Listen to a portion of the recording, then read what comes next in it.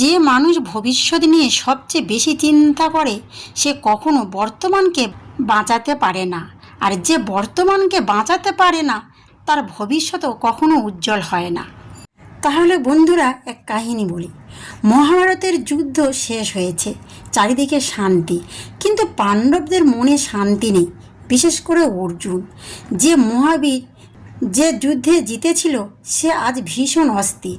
রাতের অন্ধকারে হস্তিনাপুরের প্রাসাদের ছাদে দাঁড়িয়ে অর্জুন আকাশের দিকে তাকিয়ে ভাবছে, আগামী দিনে কি হবে? রাজ্য টিকবে তো? আমার সন্তানরা কি নিরাপদে থাকবে? আমি কি সঠিক সিদ্ধান্ত নিয়েছি? এই চিন্তায় তার মন ভারী হয়ে উঠল। ঠিক তখনই পিছন থেকে এক পরিচিত কণ্ঠস্বর ভেসে এলো, অর্জুন, আবার কি ভবিষ্যতের চিন্তায় ডুবে আছো?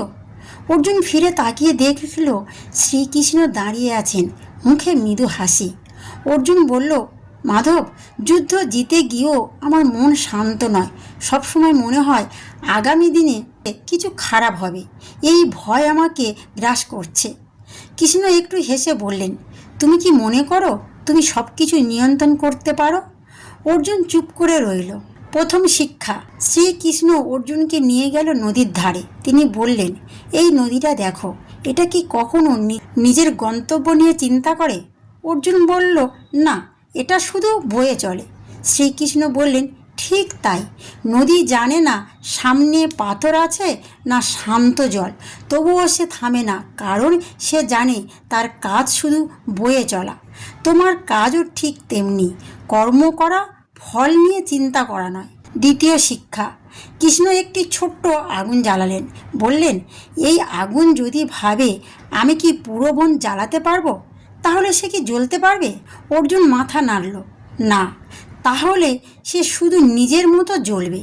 শ্রীকৃষ্ণ বললেন, মানুষ তেমনি, তুমি যদি ভবিষ্যতের বিশালতা দেখে ভয় পাও, তাহলে বর্তমানের ছোট কাজটাও করতে পারবে না। তৃতীয় শিক্ষা। রাতে আকাশে চাঁদ উঠেছে। কৃষ্ণ বললেন, চাঁদ কি একদিনেই পূর্ণ হয়? অর্জুন বলল, না, ধীরে ধীরে বাড়ে। ঠিক তাই, জীবনের সব কিছু ধীরে ধীরে হয়। তুমি যদি প্রতিদিন একটু করে এগোও, ভবিষ্যৎ নিজেই সুন্দর হয়ে উঠবে। অর্জুন ধীরে ধীরে বুঝতে পারল তার সমস্ত দুঃখের মূল কারণ অজানা ভবিষ্যতে নয়, বরং বর্তমানকে না বাঁচা। সে শ্রীকৃষ্ণের পায়ে মাথা রেখে বলল, মাধব, আমি বুঝেছি, আমি শুধু আমার কর্তব্য করব।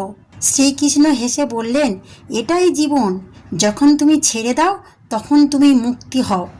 ভবিষ্যৎ নিয়ে ভয় মানে নিজের শক্তিকে অবিশ্বাস করা। যে আজকে ঠিকভাবে বাঁচে তার আগামীকাল নিজে থেকেই সুন্দর হয়। চিন্তা নয়, কর্মই ভবিষ্যৎ গড়ে। ঈশ্বর কখনো তোমাকে এমন পথে পাঠাবেন না যেখানে তুমি চলতে পারবে না। তাই বন্ধুরা, ভবিষ্যৎ নিয়ে চিন্তা নয়, আজকের দিনটা ভালোভাবে বাঁচুন। বিশ্বাস রাখুন, যিনি আজ পর্যন্ত আপনাকে পথ দেখিয়েছেন, তিনি আগামীতেও আপনাকে একা ছাড়বে না। তাহলে বন্ধুরা, এই কাহিনী যদি আপনার ভালো লাগে তাহলে লাইক, শেয়ার আর সাবস্ক্রাইব করতে ভুলবেন না। রাধে রাধে।